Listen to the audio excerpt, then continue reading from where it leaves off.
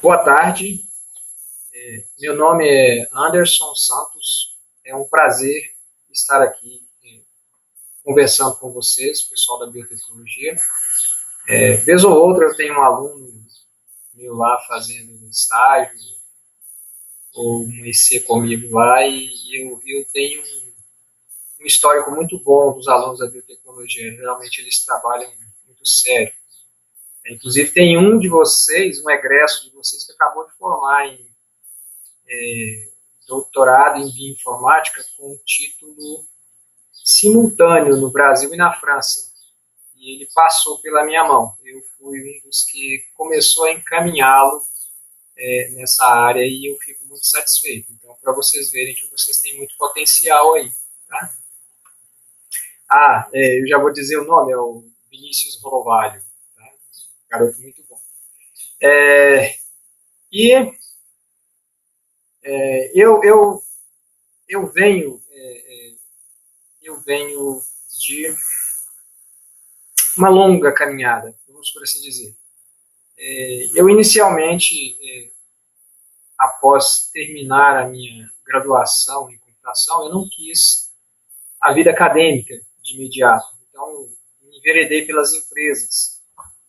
Então, eu fiquei muitos anos trabalhando em empresa pública e privada. Isso foi muito bom, me acrescentou muito. Esse é um diferencial que eu tenho em relação a muitos professores aqui, que inclusive só tiveram a oportunidade de conviver no mundo acadêmico, né? E eu jogo nos dois lados aí da empresa e academia. Tá? Então, vai ser um prazer passar para vocês aqui um pouco do que eu aprendi com relação à aplicação da ciência da computação na bioinformática, biotecnologia em geral. Apesar de que o nosso foco aqui hoje é bem específico, mas mesmo esse foco bem específico já dá para ter uma boa noção do que eu consigo fazer com o computador quando a gente usa a computação em prol da biologia. Né? Bom, o assunto que eu trouxe para falar para vocês aqui hoje, ele tem a ver com doenças crônicas renais. Né? Então, não é necessariamente a minha especialidade, mas eu tenho que falar um pouquinho. Não tem como eu já começar a falar de doenças crônicas renais sem necessariamente dar pelo menos uma palhinha do que seria isso. Então, eu fui num site público aí, de governo, né, e peguei algumas informações básicas, algumas coisas do tipo. Todo mundo sabe que os rins são fundamentais para o funcionamento do corpo. Né? Eles vão filtrar o sangue, auxiliar a alimentação de toxinas, organismos. E, infelizmente, quando esse órgão tão importante deixa de funcionar, a gente costuma ter muitos problemas. Então, pessoal, os rins, vocês sabem que eles são fundamentais para o funcionamento do corpo. Eles fazem a filtragem do sangue e auxiliam na alimentação de toxinas do nosso organismo. O tópico que a gente vai abordar aqui hoje é exatamente de doenças renais crônicas. Ela é uma doença silenciosa, não mostra sintomas, tem grande e crescente prevalência com alta mortalidade e elevados custos para o sistema de saúde no mundo inteiro. No Brasil, existe uma preocupação enorme para tentar resolver doenças crônicas, incluindo doenças renais. Agora, o interessante é notar que a doença renal, ela geralmente acaba sendo consequência de uma outra doença. Isso é um fator que vai ser determinante em qualquer pesquisa que você for fazer a respeito dessa doença. Porque, como eu falei, os rins são fundamentais no funcionamento do corpo, eles filtram o sangue. Mas o sangue, a gente já sabe que ele vem de diferentes partes do corpo. E, então, vários fatores podem contribuir para poluir, vamos por assim dizer, né, entre aspas, o nosso sangue, para lançar toxinas no nosso sangue. E várias doenças crônicas não transmissíveis são doenças que agravam a condição dos rins, que levam à doença renal crônica. Dentre essas doenças, a gente pode citar diabetes, hipertensão, obesidade, diversas doenças do aparelho circulatório, né? Doença coronariana, acidente vascular cerebral, doença vascular periférica, insuficiência cardíaca, tabagismo e agentes nefrotóxicos em geral. Então, assim, é bem complexo dizer por que uma pessoa está com uma doença renal crônica, porque existem vários fatores que podem levar a isso.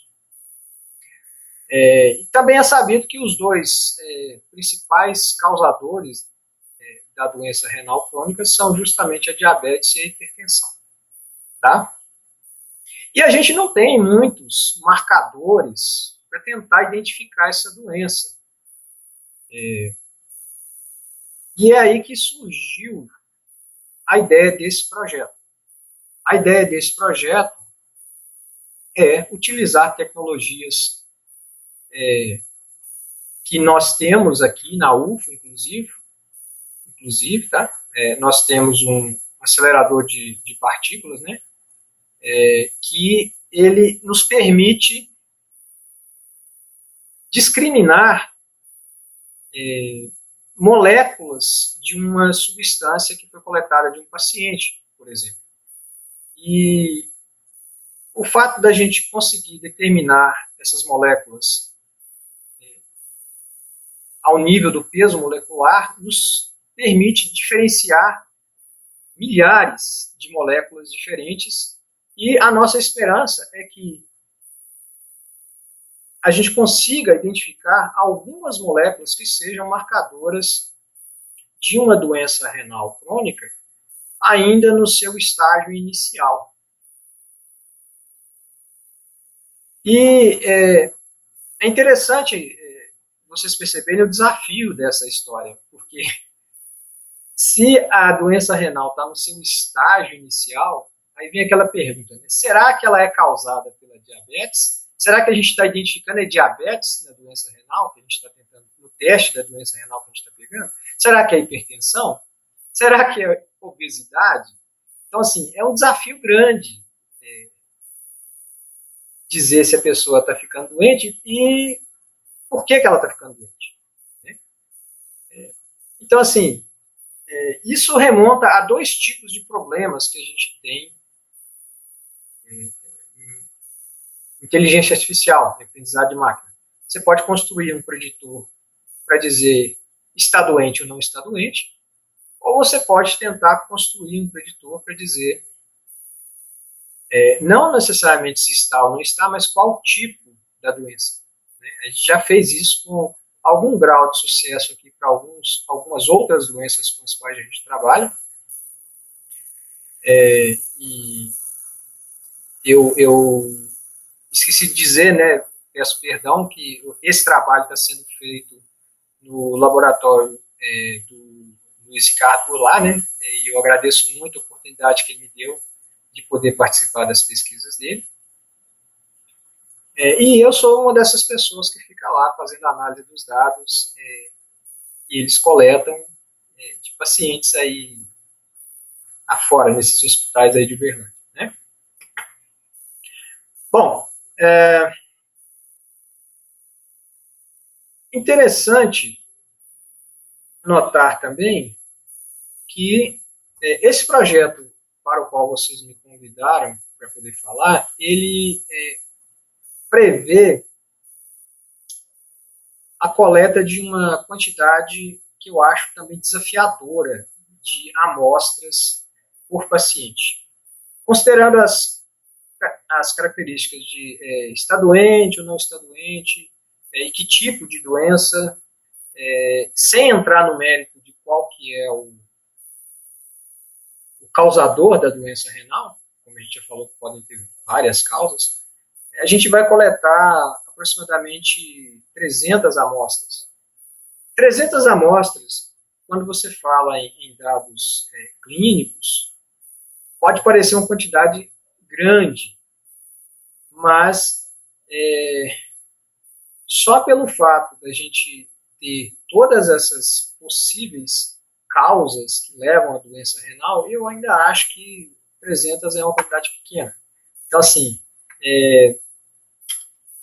isso é interessante notar, porque o computador, ele vai, ele agradece cada vez que você oferece uma quantidade maior de dados para ele. Ele tem mais facilidade de concluir coisas com base numa quantidade maior de dados. 300, a princípio, pode parecer muito dado, mas a gente pode chegar a descobrir que isso é pouco. Talvez a gente tenha que aumentar.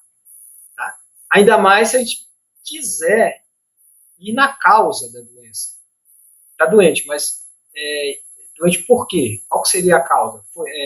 Seria diabetes? Seria hipertensão? Seria obesidade? Então, cada um desses fatores que podem levar à doença renal crônica demanda uma quantidade de amostras de pessoas que estão com doença renal crônica por conta dessa condição específica. Então, assim, é difícil, porque só o desafio de conseguir dados fracionados por cada uma das variações da possibilidade da pessoa ficar doente renal crônica é uma quantidade assombrosa de dados que a gente teria que levantar. Né? Mas a gente pode começar com essa quantidade inicial e ver como é que a gente vai tendo sucesso ou não, né? E vai ajustando. Tá? Mas então, assim, um dos grandes desafios do uso da computação para diagnóstico de doença é exatamente a quantidade de amostras que você tem. Tá? Inclusive amostras balanceadas. Eu já presenciei erros assombrosos de pessoas que estavam fazendo pós-graduação e tentaram usar a aprendizagem de máquina e inteligência artificial com dados desbalanceados, desproporcionais, e foi um desastre.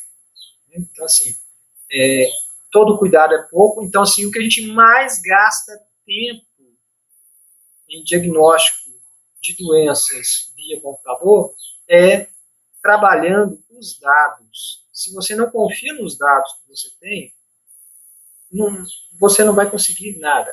Se os dados são de baixa qualidade, a sua predição vai ser de baixa qualidade.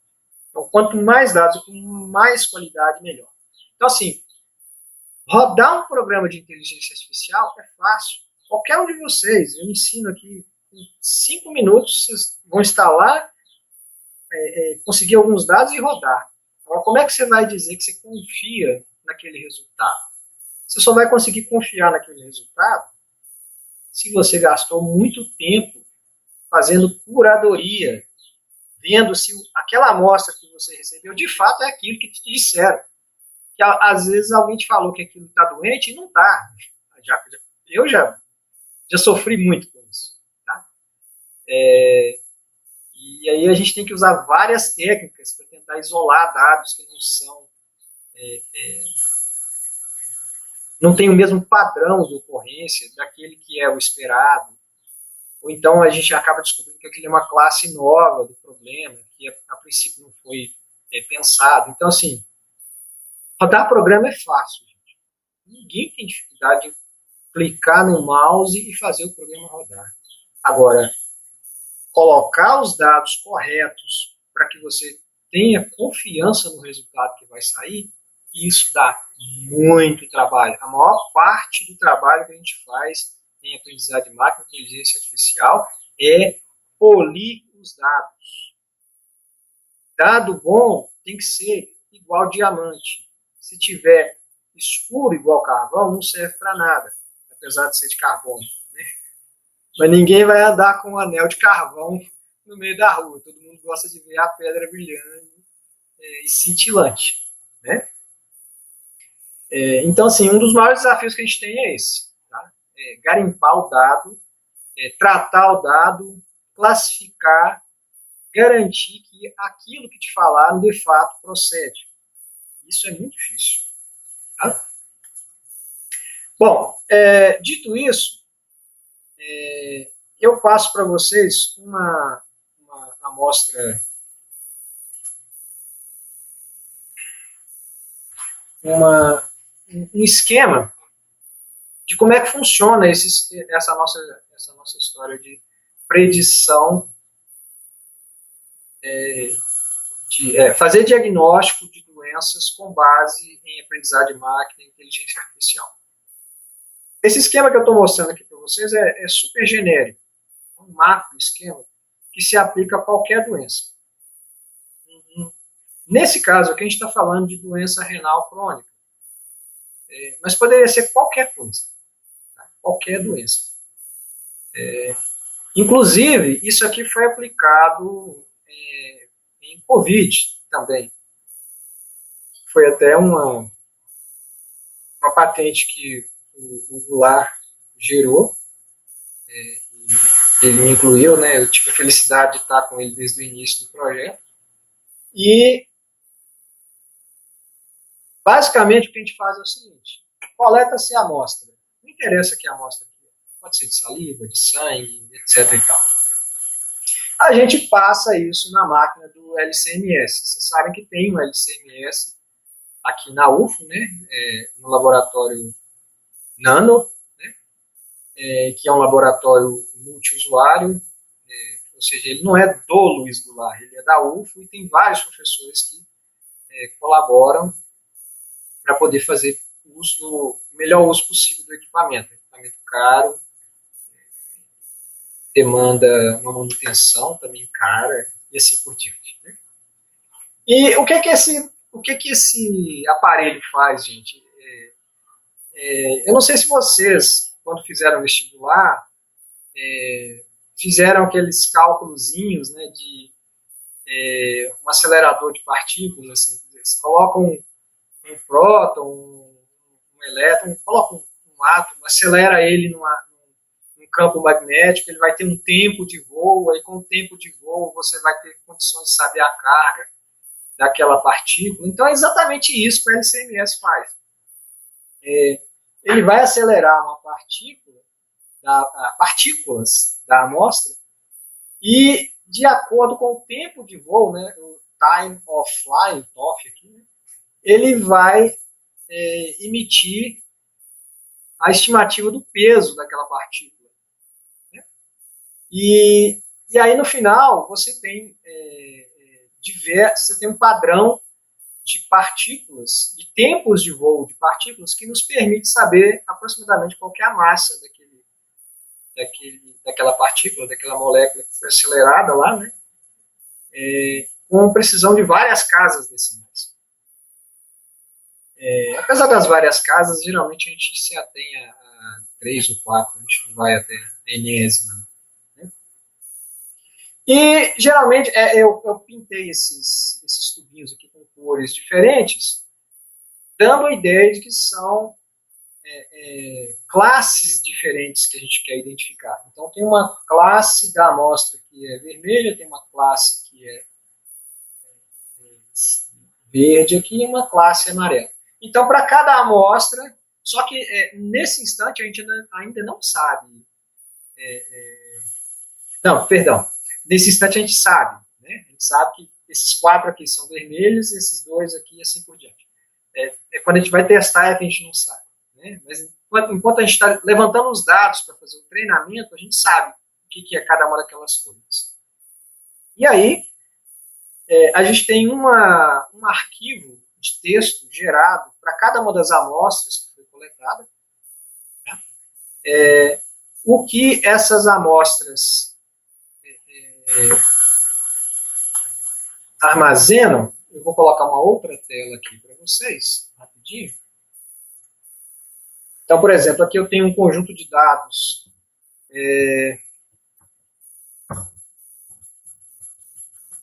são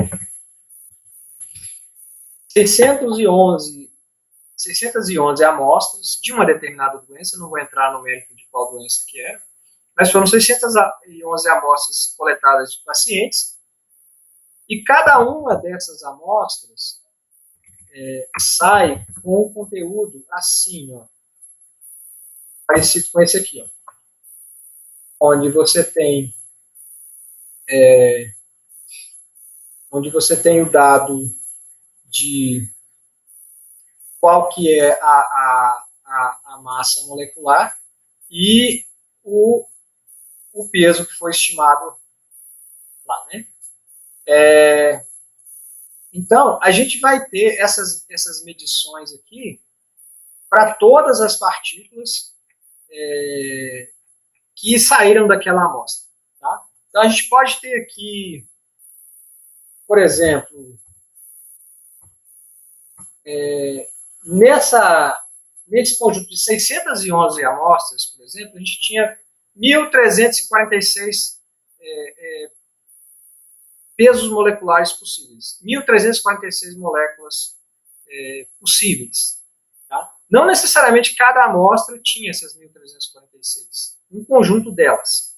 Mas a soma de todas elas dava 1.346. Ou seja, a gente tem 1.346 descritores possíveis para uma determinada doença.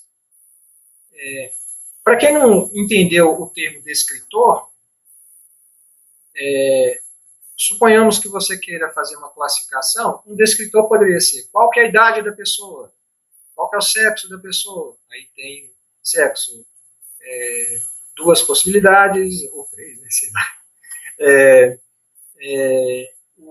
A idade é um número que vai de N até, de X até Y, né, de 0 até 100 e tantos, e assim por diante. Então, da mesma maneira que a gente pega os nossos dados viram descritores para uma pesquisa, esses pesos moleculares que saem desse LCMS, esse Time of Flight, né, eles vão ser os nossos descritores do que tem naquela amostra que foi coletada daquela pessoa. Tá? E dependendo da amostra, essa quantidade de metabólitos pode ser maior ou menor. Nós já tivemos algumas doenças que a gente analisou até com mais de 3.000 possibilidades de peso moleculares. Tá? Algumas com menos, outras com mais. Essa aqui está no meio termo, né? Menos de 1.400. Então, cada uma dessas amostras ela é processada para um formato de arquivo que os programas de aprendizagem de máquina conseguem ler. Basicamente, a gente entra com a informação em formato de linha. Vocês perceberam que aqui a gente tem informação na linha, né, para cada uma das amostras. E o que esse formato que eu uso, que é o ARFF, de um software bem específico chamado Weka, que é esse software que eu falei para vocês, que é bem fácil de usar. A principal modificação que ele faz é transformar isso em coluna. Pegar a informação que estava em coluna e transformar em linha. Tem mais coisa que ele faz, mas a principal modificação é essa. Né? Então ele vai ter, ao invés de eu ter um arquivo separado por amostra, eu vou colocar todos os arquivos em um único arquivo, vou sumarizar tudo em um arquivo só, e cada linha agora vai representar um arquivo desse que saiu do LCMS. Tá? Aí a gente faz uso de programas de aprendizagem de máquina. Nesse programa de aprendizagem de máquina, o dado é fragmentado em vários subconjuntos de forma automática. Esses subconjuntos viram conjuntos de treinamento e, com base no treinamento, por exemplo, supondo que a gente está usando árvores de decisão para poder fazer essa classificação.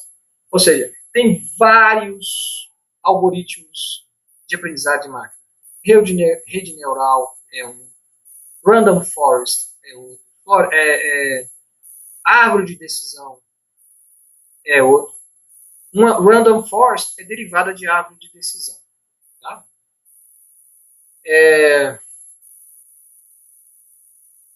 E cada algoritmo desse, gente, tem particularidade. Tá? A gente nunca tem certeza exatamente qual algoritmo vai ser melhor para tratar um determinado conjunto de dados. Então, geralmente, o que o pessoal faz é testar vários algoritmos para ver qual que melhor se adapta para aquele conjunto de dados que a gente está trabalhando com ele. Eu tenho uma preferência pelo Random Forest, não necessariamente só por árvore de decisão. A árvore de decisão é legal, mas várias árvores de decisão é melhor do que uma só. Então, o Random Forest ele costuma ser um algoritmo muito robusto e muito mais rápido. Se você tentar classificar alguns desses problemas que eu tenho aqui dessas doenças utilizando uma rede neural, você vai precisar de uma mega máquina, assim, muita memória, muita CPU, para conseguir processar uma rede neural que vai conseguir lidar com 1.346 descritores, com 3.000 descritores. É assim, é coisa que só as grandes empresas de computação conseguem. Só umas Google, Amazon da vida e essas grandes empresas de tecnologia conseguem computadores com esse nível, com essa capacidade. E o detalhe é o seguinte, você não treina só uma vez, você faz N testes. Se cada vez que você for fazer um teste desses, uma variação, você gastar um dia, 2, uma semana, já se foi seu tempo de pesquisa. A coisa tem que andar rápido. Em um dia, às vezes eu faço 2.000 simulações de um mesmo problema. Imagine se eu tivesse que fazer essas 2.000 simulações usando uma rede neural, onde cada uma gasta uma semana. Não ia funcionar, né? Então, por isso que eu gosto das florestas randômicas, dos random forests, porque eles fazem um serviço rápido, muito, em questão de minutos, e não deixa muito a desejar, ou nada. Às vezes ele é até melhor do que a rede neural. Tá? Existe uma ilusão por parte da maioria da população de que inteligência artificial só se faz com rede neural. Isso é falso. Isso é informação de quem não sabe trabalhar com aprendizagem de máquina, que despreza, que desconhece, ignora os outros algoritmos de aprendizagem de máquina. Rede neural é só um. É o mais fácil de explicar, porque todo mundo tem aquela memória visual do que é um neurônio. Ele quer fazer um computador trabalhar que nem um neurônio humano. Tá lindo, maravilhoso, mas nem sempre é eficiente, a verdade é essa. Tá? Então, esse Random Forest é ferramenta para toda hora. Tá? E não faz feio, não. E aí, gente, o que a gente faz é... O que seria o Random Forest? Seriam várias árvores já configuradas com base no conjunto de treinamento para, na hora que chegar um dado que foi rodado no LCMS, gerou uma amostra dessa, eu pego essa amostra e confronto ela com essas árvores aqui, aí ele vira para mim e fala assim, esse caso, é o vermelho, é o verde ou é o amarelo. As 3 categorias, né? Ou então, se fossem só 2 categorias. Está doente ou não está doente? Então, uma coisa é você treinar um modelo de aprendizagem de máquina, outra coisa é você usar o modelo que foi treinado. Então, vocês podem comparar um modelo treinado como sendo um programa executável. Né? Aquela coisa que é imutável, ela só vai fazer aquilo sempre que você chamar aquele programa executável. Ele foi... É como se fosse um abridor de garrafas. Se você tentar abrir uma garrafa PET com um abridor de de garrafa de cerveja, você não vai conseguir. Né? Porque ele não foi treinado, ele não foi feito para poder abrir garrafa PET. Ele foi feito para poder abrir tampinha de garrafa. Né? Então, assim, então uma coisa é a gente fazer esse treinamento e outra coisa é a gente ter o modelo já treinado, específico para aquelas predições. Isso aqui demora, fazer o modelo demora, porque não é só rodar esse algoritmo. É o que eu falei com vocês. Você tem que garantir que esses dados aqui, que esses rótulos aqui estão corretos. Se esses rótulos aqui estiverem errados, você vai gerar diagnóstico errado. Você está falando que um tomate é uma maçã e não é. E aí, quando chegar um tomate, ele vai dizer para você, é uma maçã. E aí bagunçou seu teste todo. Tá? E aí ninguém vai confiar no programa que você fez. Ainda mais se você está falando de doença em pessoas, né?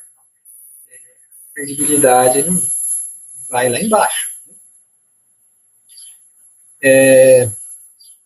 E aí, pessoal, nesse caso, a gente está falando de doença renal crônica. Mas como eu falei, não interessa qual que é a doença. Pode ser qualquer uma. Essa tecnologia pode ser utilizada para qualquer doença. É por isso que a gente trabalha com várias doenças.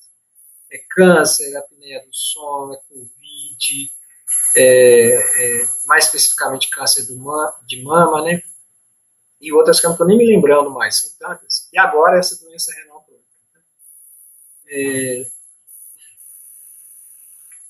Bom, e aí eu vou tentar passar uma ideia para vocês do que seria esse algoritmo de aprendizado de máquina. Tá? Agora vem a parte mais pesada da matemática. Né? A gente não consegue viver sem a matemática, infelizmente. Não sei se é feliz. A gente não consegue viver, a verdade é essa. Se não fosse a nossa amiga matemática e estatística, a gente não teria todos os avanços da computação, da ciência em geral. Né? Então essa é a hora que você tem que perder o medo e enfrentar a fera, a matemática. Felizmente, essa matemática aqui não é das mais complicadas. Tá? Então, esse slide aqui,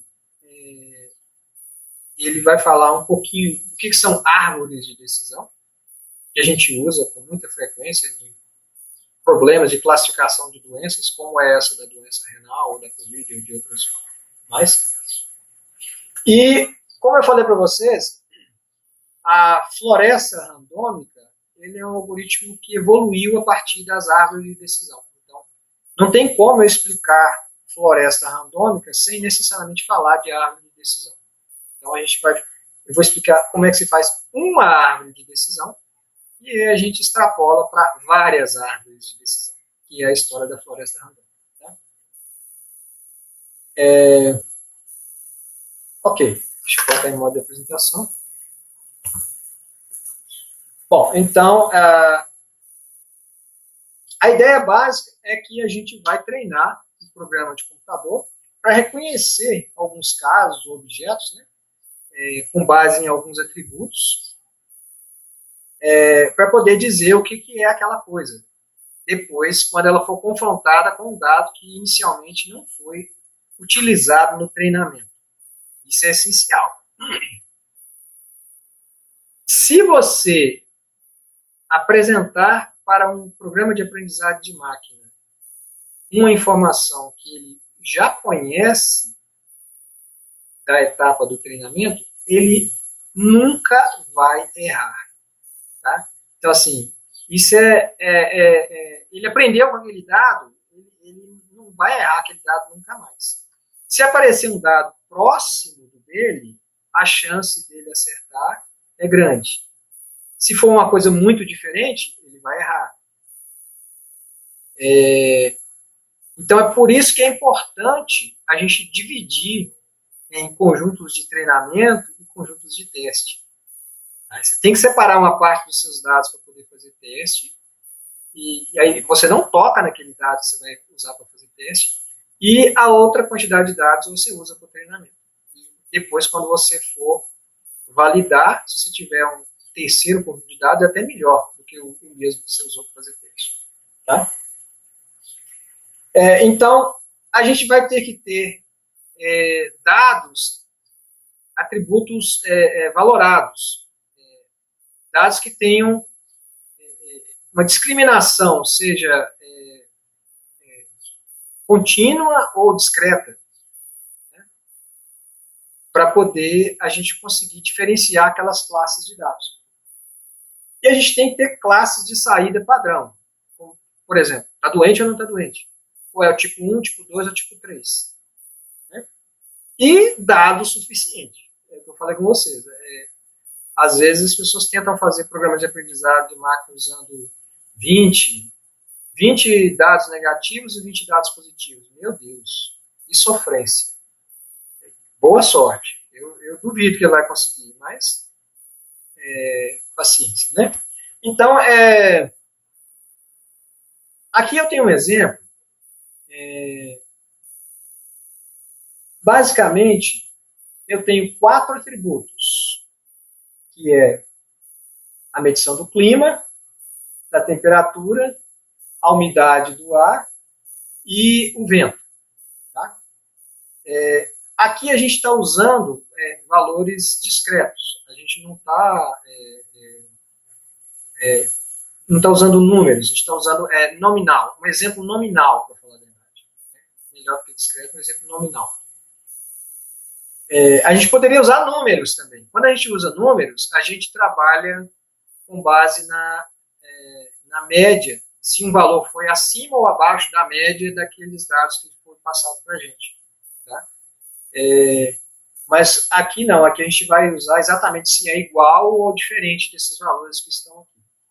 Então, com base nesses 4 atributos aqui, eu tenho uma previsão se eu vou sair para praticar um esporte ao ar livre. Aqui, no caso, seria o golfe, o exemplozinho que tem aqui. Né? Então, por exemplo, olha, está um tempo chuvoso, a temperatura está alta, a umidade está alta, não está ventando. Então, eu não vou sair para praticar esportes. Estar um tempo chuvoso não significa que está chovendo exatamente naquele momento, né? Mas com grande probabilidade de chuva. Então, a chance de que eu vá tomar um banho, caso eu saia para fazer a minha caminhada, andar de bicicleta, jogar a minha bola, é enorme. Eu não quero tomar um banho, né? Então não vou me arriscar. Ao passo que está nublado, a temperatura está alta, a umidade está alta, mas não está ventando. Então, com base nos exemplos que eu tenho, eu acho que eu posso sair para praticar meu esporte e a chance de eu me molhar vai ser menor. E assim por diante. Tem várias condições. Então, gente, esses aqui são os nossos dados. Cada uma dessas linhas representa uma amostra. Então, vocês podem pensar que cada uma dessas linhas representa a amostra que veio oriunda de um paciente, com diversas características, descrevendo aquela amostra.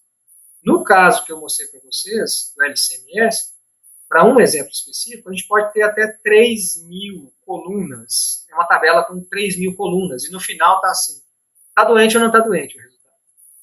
E aí o programa tem que analisar essas 3.000 colunas e dizer se a pessoa está doente ou não está doente. Então não é nada fácil. Se não fosse um computador, a gente não conseguiria fazer isso. Tá? No final, a gente vai ter uma árvore parecida com essa aqui, gente. Isso aqui é a árvore de decisão final.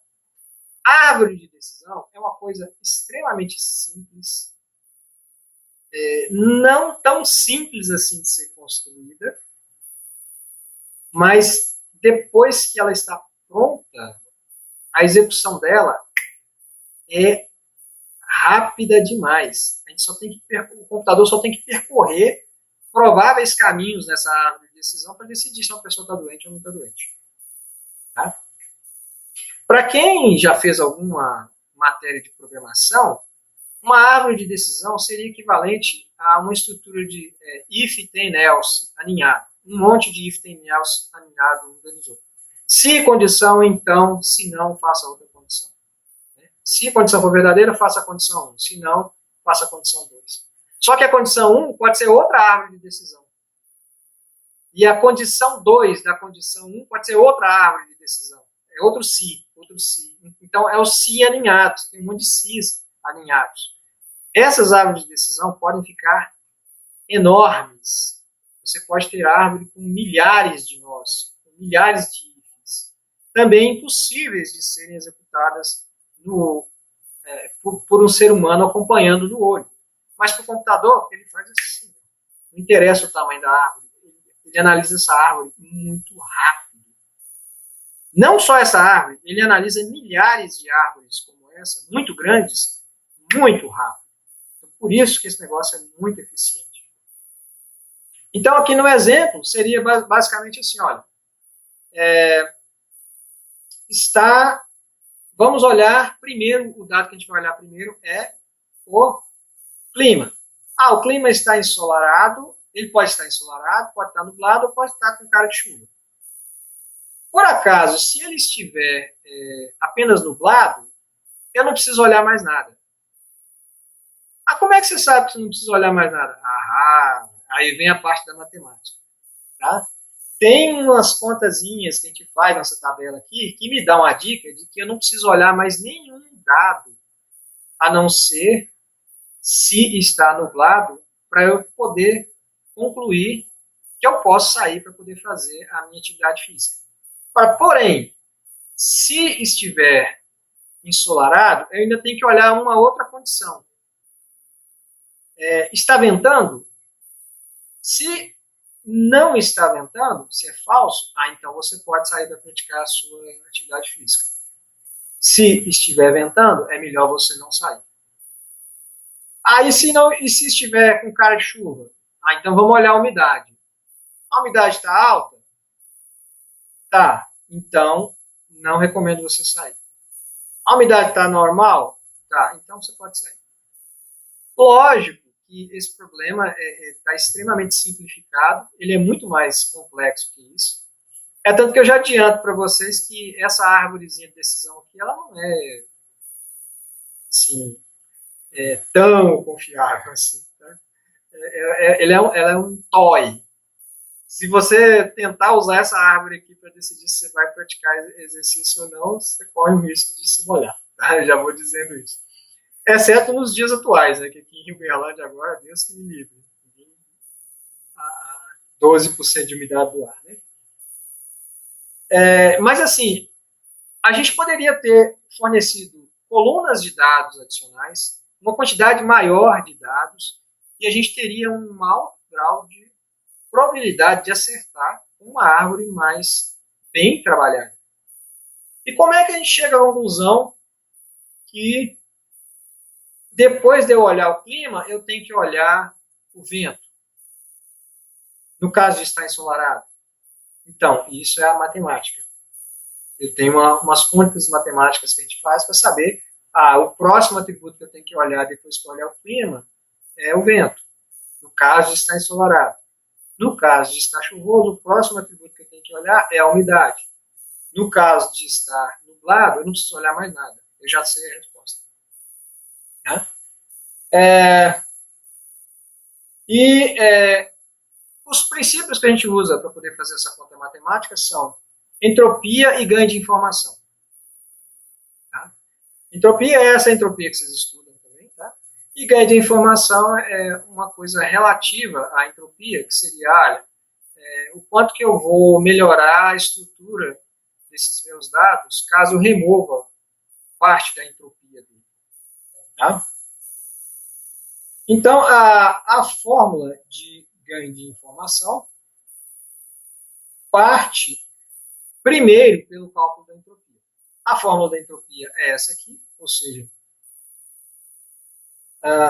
se vocês prestarem atenção aqui nessa árvore, eu tenho 9 situações onde pode chover, 9 yes e 5 no's, no geral. A quantidade de... quanto mais houver divisão entre os dados, maior vai ser a entropia. Tá? Quando não há divisão dos dados, a entropia é zero. Você não tem problema nenhum em tomar uma decisão. Mas quanto mais divisão houver nos dados, maior a entropia. Então, O cálculo da entropia dessa tabela aqui, utilizando essa fórmulazinha aqui, nos dá 0,94, sendo que o máximo é 1. Tá? Então, a gente vai buscar agora qual desses atributos que está lá naquela tabela que diminui a entropia e aumenta o ganho de informação na maior magnitude possível. Tá? Em teoria, o cara com a menor entropia vai gerar o maior ganho de informação.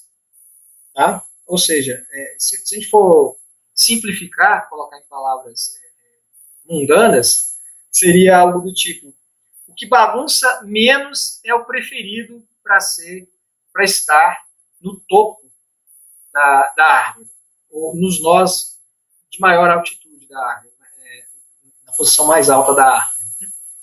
E os que bagunçam mais vão para o fim da árvore. Tá?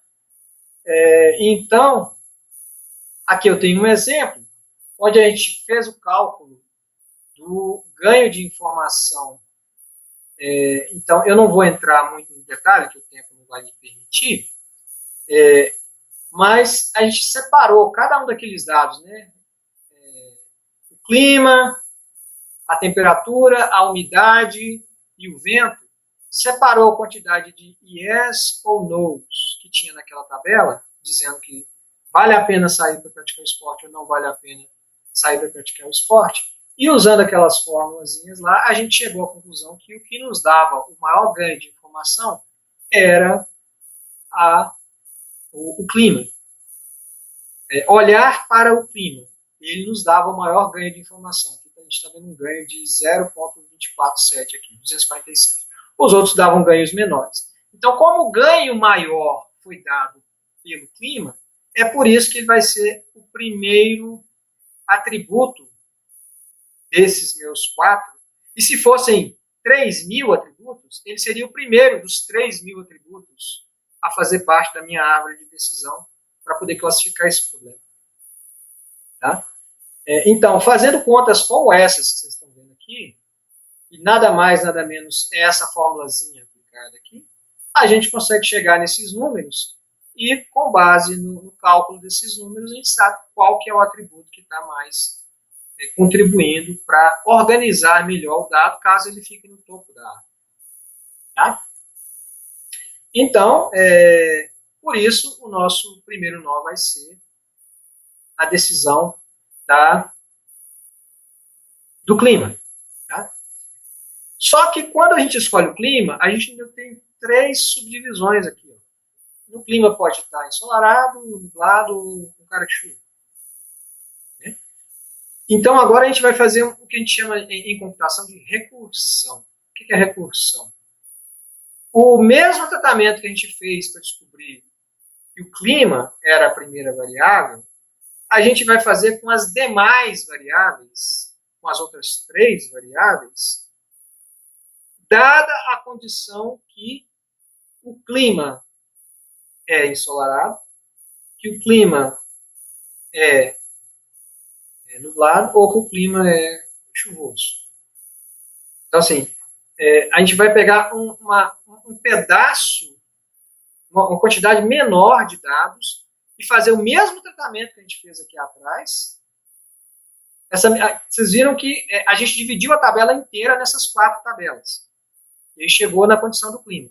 Agora a gente vai dividir os dados que sobraram quando o clima é sunny, quando o clima é overcast, e assim por diante, com as outras 3 categorias. Então, assim, considerando que já decidimos o clima, o que acontece com a temperatura, com está ventando ou não está ventando, ou com a umidade. Então, a gente reduz a instância do problema para uma instância menor dos dados, agora com 3 categorias. Precisa reduzir mais, então agora reduz para 2. Vai reduzindo. Se a gente tem 3.000, a gente reduz para 2.999, depois 2.998, depois 2.997 e até chegar na raiz. Então, a árvore fica imensa. Para o ser humano, inviável. Para o computador, é fácil. Tá?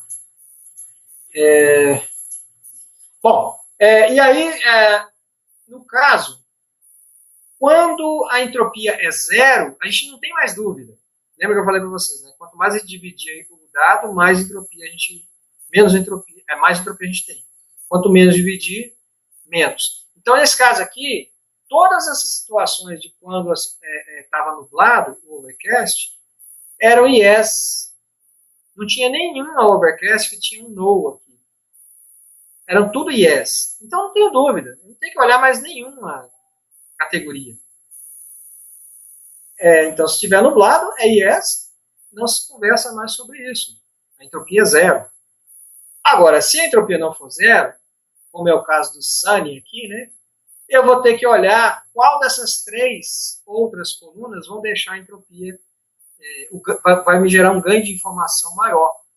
E depois a gente fazer aqueles cálculos todos aqui de novo, com base no Sunny, a gente chega à conclusão que o que tem menor, o que vai me trazer maior ganho de informação vai ser o vento. E é por isso que eu só preciso olhar o vento aqui agora para decidir essas demais aqui. Tá? E, então, como eu falei, esse algoritmo é recursivo, né? E ele vai fazendo isso ad eterno até não ter mais dado pendente para ser colocado em algum nó da árvore, em uma categoria mais para ser adicionada como nó da árvore. Né? E aí, gente, qual que é a história das florestas randômicas? As florestas randômicas, elas são várias árvores de decisão treinadas para classificar o mesmo problema. O que acontece? Esse algoritmo que eu rodei para vocês aqui agora, ele só tem condição de me dar uma árvore de decisão. Ele não me dá duas. Ele vai matematicamente escolhendo o que é melhor.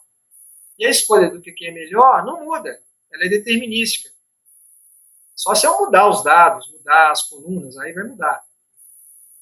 Então, se eu rodar o algoritmo da árvore de decisão, eu só chego em uma árvore. Não tem duas, não tem três. O que a gente faz para gerar várias árvores é forçar o uso de características diferentes em etapas da construção, por exemplo, dessa árvore, que é o melhor exemplo. Eu posso forçar, mesmo que matematicamente a conta está me dizendo para usar aquele atributo, eu coloco ali alguma aleatoriedade no processo, de modo que eu não pegue sempre a melhor sugestão do algoritmo. Com isso, eu vou gerar árvores diferentes. Tá? Mas qual que é a vantagem de você usar uma árvore que não é a melhor do ponto de vista matemático? O fato é que, mesmo as árvores que não são as melhores do ponto de vista matemático, elas conseguem classificar algumas instâncias de dados que a melhor árvore não consegue. Tá? Então, assim, a melhor árvore, ela pode responder por 70% dos acertos. Mas tem 30% de erro que a melhor árvore não consegue pegar. Então, o que a gente faz é criar várias outras árvores que nos permitam explorar um pouco mais esses 30% que a melhor árvore não conseguiu. Às vezes a gente consegue taxas de acerto muito boas, às vezes nem tanto. Quando a gente não consegue taxas de acerto muito boas, o mais provável é que os dados que você levantou não são suficientes para representar o seu problema, ou que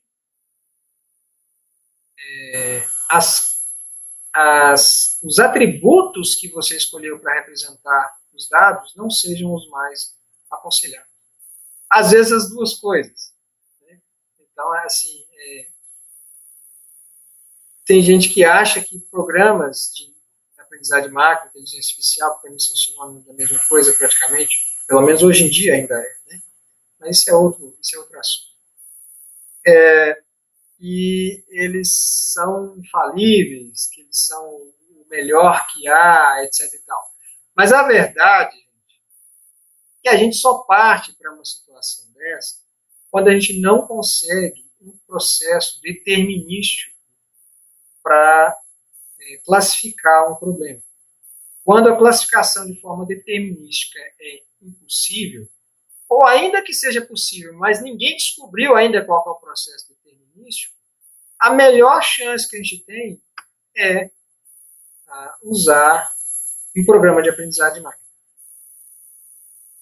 Ou seja, ele vem permitir que a gente tenha, no mínimo, 70% ou 80% de acerto, quando se a gente não usasse ele, talvez a gente não tivesse nem 10% de acerto. Acontece. Às vezes você se dispõe a classificar um problema e você mais erra do que acerta. Você não fica nem no 50%. 50% é jogar uma moeda. Se a moeda não for viciada, você vai ter 50% de acerto. É um bom classificador. É melhor do que 10% de acerto, vocês não acham? Então, o que a gente tenta é conseguir classificadores que dão, no mínimo, mais que 75% de acerto. Mas, assim, 75% é pouco. É pouco. Mas se você não usar esse 75%, você vai errar muito mais que 75%. Então, você tem que fazer tem que ponderar. Será que, de fato, o programa de aprendizagem de máquina é o melhor para o seu caso? Você vai tolerar um erro de 25%? Pensa que 25% são mortes. Você vai permitir que 25% morra para salvar 75%? Bom, se antes morria 75%, parece ser uma boa ideia inverter a situação. Né? Então, 75%, os 25% de erro passa a ser até um bom negócio. Mas é quando você não tem outro recurso. Você tem como fazer isso de forma determinística? Eu não recomendo fazer aprendizagem de máquina, porque a taxa de erro pode ser alta. E a maneira como a gente tem de evitar essa taxa de erro é exatamente trabalhando os dados. Muitos dados, muita curadoria, muitos atributos confiáveis. E digo mais, não necessariamente quanto mais atributo, melhor. Às vezes você tem atributo que conflita um com o outro. Enquanto você não remove o conflito, o preditor não avança. Então, identificar esses atributos que estão conflitando são importantes também. Às vezes, nem sempre usar os 3.000, os 1.300 é uma boa solução. Esse exemplo de 1.300 atributos que eu mostrei para vocês, no final das contas, eu fiquei só com 41 atributos. Eu joguei os outros todos fora. Eles não estavam ajudando. Tá? Bom, e aí depois que a gente fez várias árvores de decisão, gente, como é que a floresta randômica funciona? Cada uma das árvores vai, dado um problema para o qual não havia sido treinado, né? Eu não vou mostrar no detalhe, mas vocês vão ver que essa condição não existe aqui nessa tabela de treinamento. Ele pergunta, eu jogo ou não jogo? Eu saio ou não saio para fazer minha corrida, minha caminhada, minha bicicleta? Aí a gente vai pedir para que todas as árvores que foram construídas pela floresta randômica votem. E a resposta vai ser democrática. A maioria vai vencer. Então, por exemplo, 2 árvores falaram que não. Uma árvore falou que sim. Então, o diagnóstico é não. Então, quando estiver com cara de chuva, a temperatura estiver mais ou menos, a umidade estiver alta e não estiver ventando, o algoritmo não foi treinado com essa condição específica. Mas, dada a votação que todas as árvores fizeram, recomendo você não sair de casa. Tá?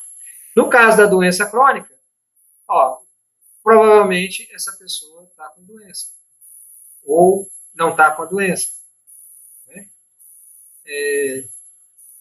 Ou está com Covid, ou não está com Covid, e assim por diante. Tá? Bom, basicamente é isso. Eu espero que vocês tenham aprendido um pouco mais sobre o que é essa história de inteligência artificial, aprendizado de máquina aplicada a problemas de diagnóstico, né? Problemas de diagnóstico médico, inclusive. E mais importante que eu vejo aqui é que, caso alguém queira utilizar esses programas, eu já adianto, é fácil usar esses programas. O difícil é garantir que o dado que você possui é confiável. O difícil é garantir que você identificou os descritores, as características que, de fato, identificam, separam as classes do seu problema. Então, a gente gasta muito mais tempo polindo o dado do que necessariamente rodando o programa. A gente pode rodar programa para poder polir dado. Eu faço muito isso também. Criação de clusters, etc. E tal. Mas o mais difícil é garantir que o seu dado é confiável. Muito obrigado. Tenham uma boa tarde para vocês. É só isso. Obrigado.